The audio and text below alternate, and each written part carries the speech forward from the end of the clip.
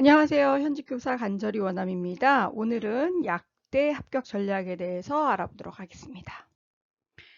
학과 설명을 해드리자면요. 신약 후보 물질을 탐색하고요. 전인상을 거쳐서 임상시험을 하고요. 공장에서 이 약을 생산하고 유통하고 또 약국이나 병원 등 요양기관에서 사용하고 또 이 사용 이후에 부작용 관리 이 모든 과정 등에 참여하는 약사를 양성하고요.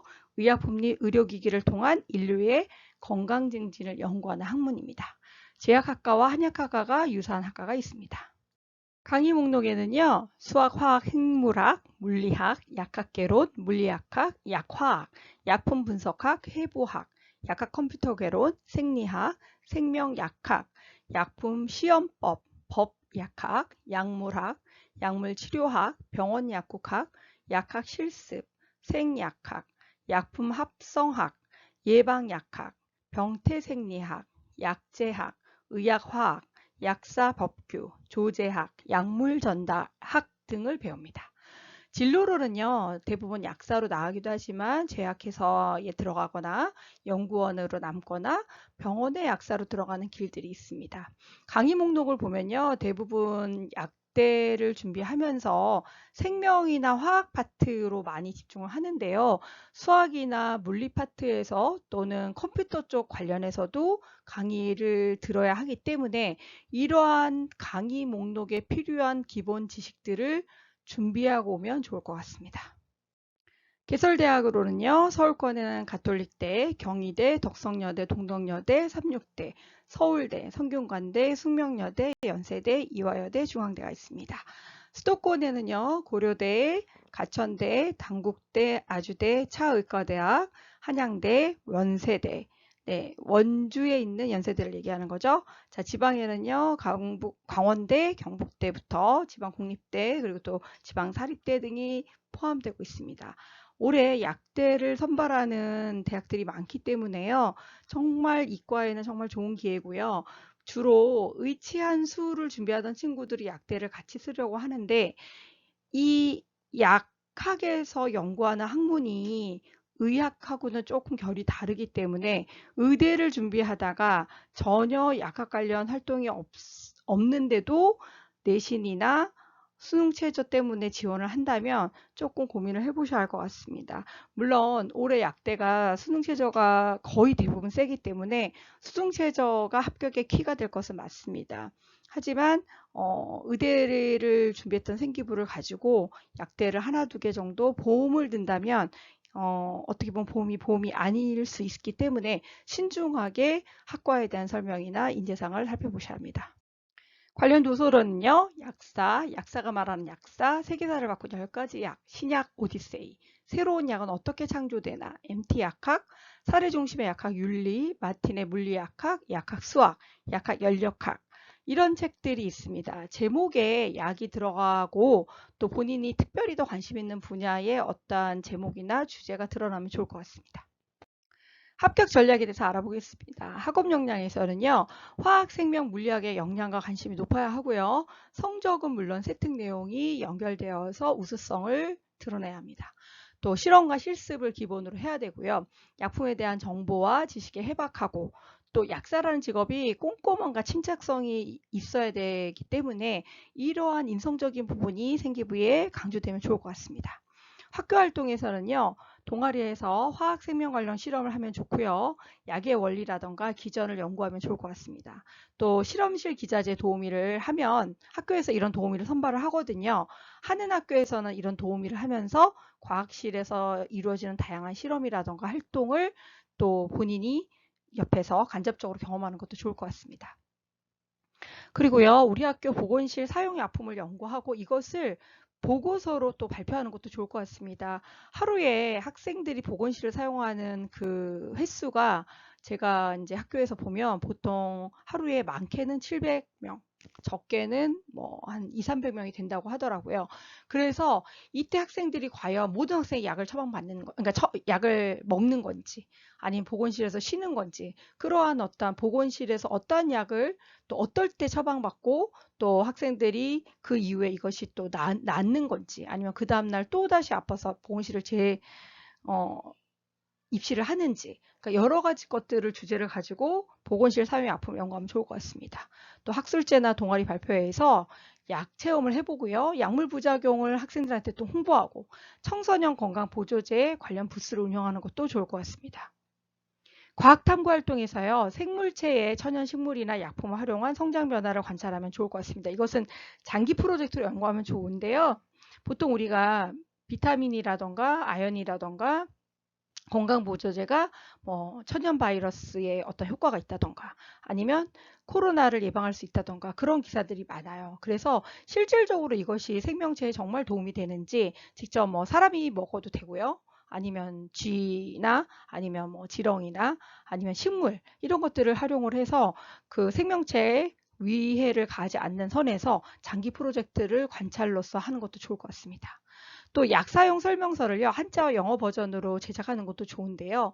보통 그 다문화 우리나라 가시면 다문화 가정이 많기 때문에 다문화 가정을 위한 어떤 영어 버전이라던가 한자 버전의 약 사용 앱을 개발하거나 아니면 약 사용 무슨 블로그라던가 아니면 어떤 플랫폼을 만드는 것도 좋을 것 같습니다.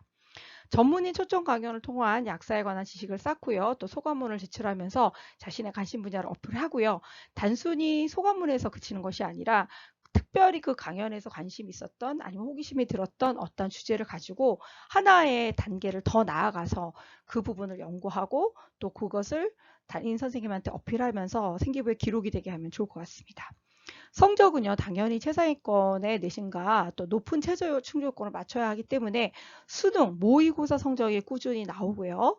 또 내신도 좋아야겠죠. 네, 올해 이제 약대가 한 1,700명 넘게 선발하고 또 첫 번째 해다 보니까 올해는 수능이 합격 키가 아닐까 생각합니다. 근데 이제 이과 같은 경우에는 대부분 미적분이나 기하를 선택하기 때문에 미적분이나 기하에서 2등급 정도는 작년보다는 모의고사에서 쉽게 나옵니다. 쉽게라는 건 이제 작년과 비교했을 때 얘기고요. 물론 공부하는 학생에게 있어서는 높은 문일 수 있죠. 그렇지만 최저는 그래도 높기 때문에 이 높은 최저를 위해서 정말 남아있는 기간 동안 수능 공부 열심히 해야 되고요. 고1 학생 같은 경우에도 방학을 이용해서 수능 공부를 하는 것이 중요합니다. 자, 선택 과목은요. 확통, 미적분, 영어 교과, 또 화학, 생명, 보건 관련돼 있으면 좋고요.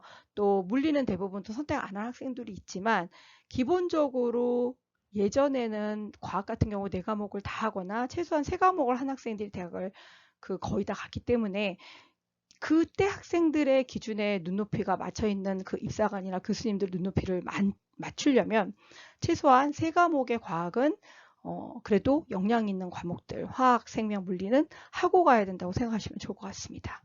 당연히 등급도 잘 나오면 좋지만 일단 원점수가 중요하고요. 약대는 어쨌거나 최저가 합격의 키이다. 그렇게 생각하시면 좋을 것 같습니다. 세특 주제로는요. 국어는 조선시대 약의 발달, 문학에 나타난 전염병, 일제강점기 작품 속 질병 연구, 소설 속 질병이 갖는 상징적 의미. 그러니까 주로 이 질병이나 약이나 그런 분위기가 작품 속에 또는 어떤 비문학 지문 속에 어떤 식으로 녹여져 나왔는지 연구하면 좋을 것 같고요. 수학은요. 약 활용을 위한 로그 함수, 건강기능식품 사용 통계 후 몰표본 분석, 미적분으로 계산한 신장 수술 후 재생 가능 부위 계산, 또 사탐은요. 천연재료를 활용한 약, 인수공통병과 약의 연관성, 기후변화에 따른 사용되는 약, 수질요원과 약 관리, 약의 역사, 약 개발 과정, 신약 현황과 경제와의 연관성. 영어로는요. 시판되는 약 영어 사전과 복용법, 다국적 제약회사 조사 후 영작, 약 효능과 부작용 조사 후 영작. 영어는요. 어떠한 주제를 가지고 교과서에 나온 주제를 연결해서 주제를 잡으시고요. 그 주제를 영어로 직접 영작해보는 것으로 이 영어 실력을 어필하는 것도 좋을 것 같습니다. 기본적으로 원서를 많이 봐야 되는 학과이기 때문에 영어의 어떤 그 독해력이라던가 단어의 어휘 이런 수준이 조금 더 높으면 훨씬 더 유리합니다. 과탐은요. 병아리 단계별 발생 과정 관찰, 비타민 연구, 약 반감기 실험, 시판되는 약 조사 후 성능 분석, 약의 화학적 요소, 양자역학을 이용한 생명체, 처방되는 약과 질병, 항생제와 항균제 실험, 세균의 천연식풀 반응 실험, 항생제 개발의 역사. 과탐은요. 실험과 그 약에 대한 어떤 깊이 있는 주제의 보고서를 조금 논문을 조금 공부해 가시면서 본인의 관심사를 조금 더 부연해서 새로운 보고서로 만든다고 생각하시면 좋을 것 같습니다. 올해 이제 약대 입시가 끝나봐야 어떤 비교과와 내신을 가진 친구들이 합격하는지 학교마다 이제 데이터가 나오겠지만, 이런 데이터가 나오기 전에 지금 이제 고2 학생이나 고1 학생은 여름방학 전에 1학기 생기부에 들어갈 내용들을 정리를 해야 되기 때문에 이러한 어떤 그 주제들을 참고하셔서 자신의 관심을 조금 더 확장해서 또 새롭게 아니면 그 자신만의 어떤 개성 넘치는 주제들을 갖고 계시면 좋을 것 같습니다. 의대를 준비하다가 약대를 또 동시에 가려고 하는 학생들도 많은데요. 의대에서 이 보는 관점과 약대에서 약 쪽으로 관련해서 채택주제 잡는 것은 조금 방향성이 다릅니다. 그렇기 때문에 조금 더 약학에 대해서 학과에 들어가서 인재상이라든가 강의 목록이라든가 그 강의 목록을 좀 심화해서 공부를 해보시면 어떤 주제를 잡아서 본인의 생기부에 기록을 하게끔 해야 되는지 보이실 것입니다. 최근에 약대 선발이 늘면서 약대를 준비하는 학생들이 정말 많습니다. 특히 여학생 중에 전교권 한 학생들은 전교에서 1등부터 거의 한 20등까지는 약대를 준비하는 것 같은데요.